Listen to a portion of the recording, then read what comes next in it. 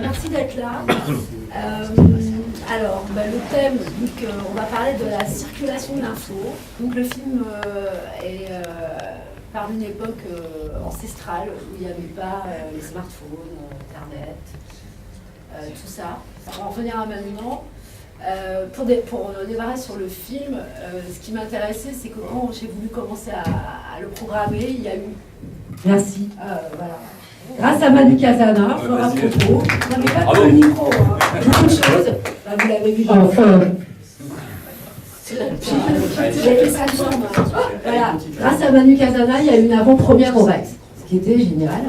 Mais du coup, après, les programmateurs de festivals me disaient ah oui, mais bon, non, on va pas le passer parce que c'est pas une exclue. Et en fait, moi, ce qui m'intéresse, ce qui nous intéresse, c'est que je trouve qu'à notre époque, on confond vachement l'exclu et le contenu. Le buzz prend le dessus sur l'info, et c'est ça dont on a envie de débattre. Alors quand je dis on, bon bah, vous en voyez, il y en a deux de part et d'autre qui sont littéralement sortis de l'écran. Kim Ohio Fuzz, bassiste des Witches Valley, que vous avez vu dans le film, de Mad River, grâce à qui est une archiviste hors pair. Tous les flyers de la galaxie punk hardcore, c'est Kim. Elle fait un travail de mémoire et d'archives assez incroyable. Je vais arriver à Christophe qui fait le pont, mais je reste sur les héros du film pour le moment. C'est pas le cache le héros du film, c'est pas moi. Non, c'est fil rouge. C'est fil rouge. Collant. Pour moi, le Robert des Bois du film et de la techno des premières heures, c'est Manu Casana. Sans Manu Casana, il n'y aurait pas eu... J'ai tellement donné aux pauvres que j'ai plus rien gardé. Tout est là.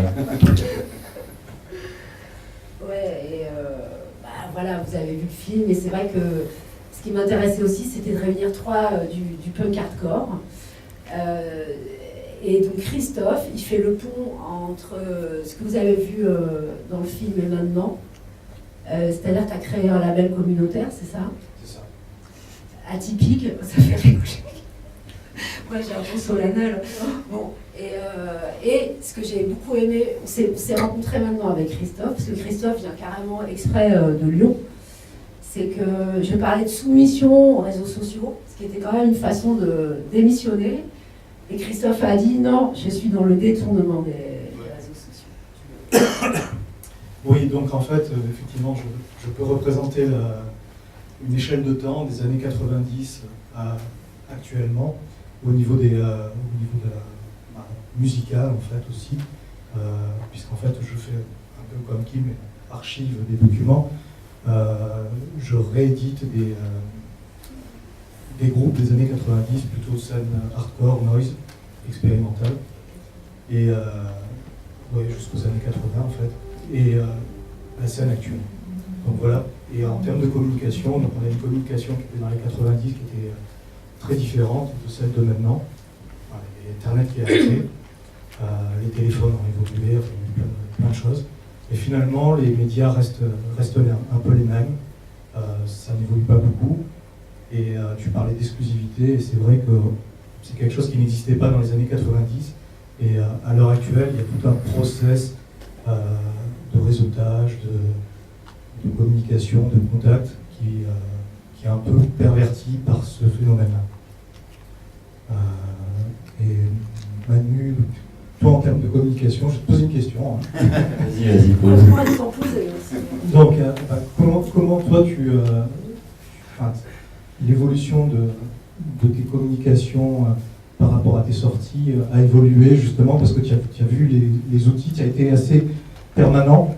Je dirais avant il y avait des boutiques de disques, voilà, il y avait des disques, il y avait des supports enregistrés, il y avait des gens pour les vendre, il y avait des gens pour les faire connaître, et il y avait des gens et donc des boutiques qui servaient de relais. Le disque a plus ou moins disparu, enfin le support enregistré, donc ce qui est bien dommage. Ce qui a fait disparaître les boutiques de disques étaient quelque part les relais pour les passionnés, où on se rencontrait, où on discutait, où il y avait des flyers, des affiches pour savoir où aller, où se trouvaient les lieux de fête ou de concert. Tout ça, ça a un peu disparu, quoi, les disques, les boutiques de disques, les rassemblements, les gens pour discuter, pour découvrir.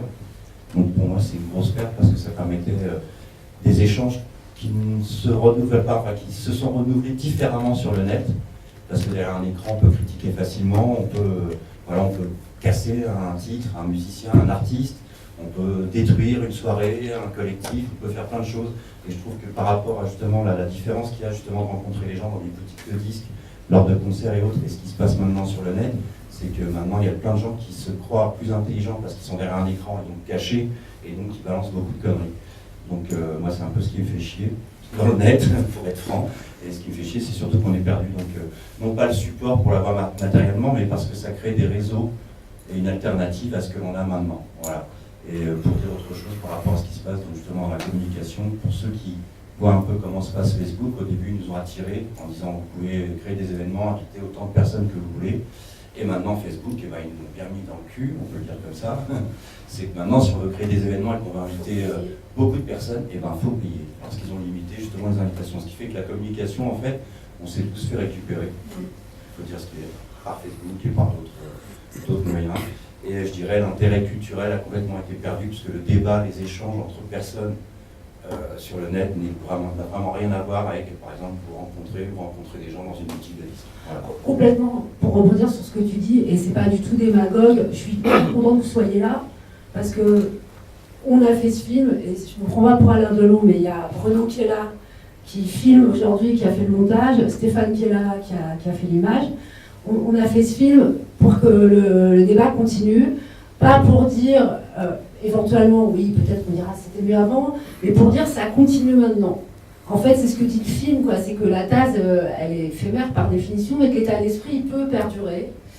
Et voilà, et je sais pas, peut-être vous avez déjà envie d'intervenir, vous exprimer des questions avec ou sans micro. Moi j'en ai une, comment vous feriez pour communiquer sans passer par Internet maintenant? Ah, super question. Quelqu'un a une idée à me donner?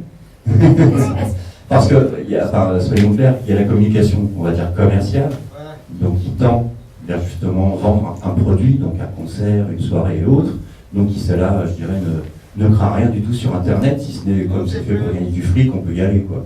Et je dirais, si on revient par rapport à l'esprit des deux mouvements qui apparaissent dans le film, donc le punk hardcore, on va dire, et la techno à ses débuts, c'était des mouvements alternatifs qui revendiquaient des choses, et donc qui peut-être n'ont pas forcément envie d'apparaître ce qu'on appelle anciennement les RG, ou la police, ou la maréchaussée, ou des gens comme ça, ou le pouvoir tout simplement. Voilà, donc moi je pense qu'il faut, faut trouver un moyen pour, même si je le connais, enfin, je pense. Alors pardon, tu as posé une bonne question, et c'est vrai que ces échanges, c'est que le 4e jour, mais souvent on parle entre nous, on est content de parler entre nous, on a envie de parler avec vous. Déjà, est-ce que dans la salle, est-ce qu'il y a des gens qui ne sont pas sur Facebook dans la salle? Je sais qu'il y en a au moins un. Waouh, bien, non, c'est une vraie question. Hein. Et moi j'y suis. Comment vous informer alors? Ouais, par exemple, comment tu as su pour le film? On suit contre Facebook. Je suis dans la radio. Je suis de la génération disco. J'ai connu donc la génération pas de cash. Et d'ailleurs, à cette époque, j'avais 40 ans, et 35-40 ans. Et à l'époque, on me disait, en disant que tu es trop vieux, disco, tu passes. Bon, j'ai dit, j'en profite, je pouvais encore danser. Maintenant, je suis un retraité heureux en ayant vu ce film. Et je ne sais absolument pas ce qui se passe actuellement. Qu'est-ce qui se passe dans le milieu alternatif, musique. Je suis vraiment décalé. Mais, donc je suis venu pour essayer de me renseigner et également regarder ce qui se passait avant. Un peu de nostalgie. Moi, ce que ça m'évoque, c'est qu'on parle tout le temps de communication. Le vrai problème de la communication, c'est pas de communiquer, c'est de communiquer quelque chose à quelqu'un. À partir du moment où on s'adresse à quelqu'un, on arrive toujours à le trouver. Et si on s'adresse à quelqu'un, ce quelqu'un, globalement, il attend quelque chose éventuellement quelque part. Donc on arrive à se trouver. Le vrai problème, c'est que la communication n'a plus pour but de communiquer quelque chose à quelqu'un, elle a pour but de faire gagner de la thune à un intermédiaire. Mais communiquer, ça veut juste rien dire du tout. Oui ça et non, c'est informer. Oui et non, oui. Non, communiquer, c'est un verbe transitif. On communique quelque chose, il n'y a pas à tortiller. Oui, mais tu communiques pas forcément pour faire de la information. Je suis d'accord avec le fait, ce que tu dis, tu communiques une info à quelqu'un, bien sûr, c'est pas forcément pour faire de la thune. Je te donne un Je exemple. parle des intermédiaires. Là. Ok, oui, mais... Ce que je veux dire, c'est qu'à partir du moment où le problème n'est plus de communiquer, mais de dire quelque chose à quelqu'un, le moyen, on le trouve. Et il n'a pas besoin d'être sur Internet, il n'a pas besoin d'être sur Facebook. La difficulté, c'est de trouver ton interlocuteur. C'est-à-dire, si tu vas le chercher, si tu le connais, effectivement, tu vas être dans un dialogue, mais là, finalement, il n'y a pas de grande surprise. Ce qui est très intéressant, c'est d'aller chercher justement des gens qui peuvent être intéressés par ton discours. Et là, c'est plus compliqué. Donc, l'intérêt, c'est justement d'utiliser un peu tous les médias que tu peux avoir à disposition. À l'heure actuelle, c'est génial, justement, il y a des médias traditionnels. Finalement, la communication, elle n'a pas beaucoup changé. Même si le numérique est devenu très important, où on a des magazines maintenant qui sont numériques et qui ne sont plus en papier, il existe toujours des magazines en papier, il existe la radio, qui n'est pas morte, même s'il y a une radio web, et une radio traditionnelle. Donc c'est tout.